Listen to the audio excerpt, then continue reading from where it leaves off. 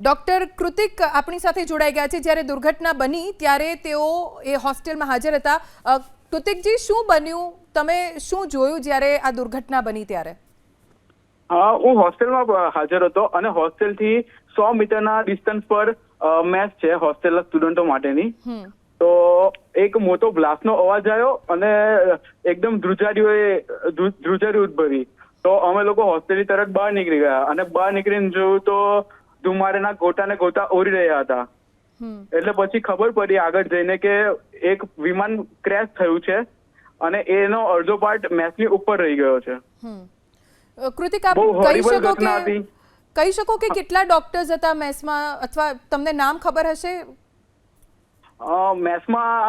મેસમાં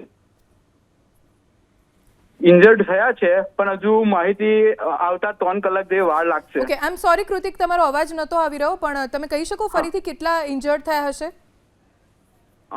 minimum 20 લોકો injured થયા છે અને આગળની માહિતી આવતા થોડી વાર લાગશે કારણ કે રેસ્ક્યુ ચાલી રહ્યું છે અને હજુ લોકોની ઓળખ કરી રહ્યા છે, માટે થોડી હજુ વાર લાગી શકે છે।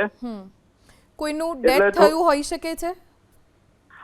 હજુ ઇન્ફોર્મેશન આવી નથી।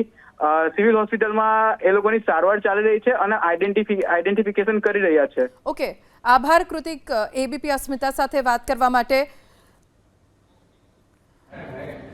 તો 20 જેટલા લોકો ઈજાગ્રસ્ત હોઈ શકે છે જે મેસમાં જમી રહ્યા હતા। હમણાં જ એક ડોક્ટર સાથે વાત થઈ જેઓ એ જ હોસ્ટેલમાં રહે છે જ્યાં દુર્ઘટના બની। થોડીક જ દૂર મેસ આવેલી છે। એ મેસમાં 20 જેટલા ડોક્ટર્સ જમી રહ્યા હતા। બપોરનો સમય હતો જ્યારે દુર્ઘટના બની ત્યારે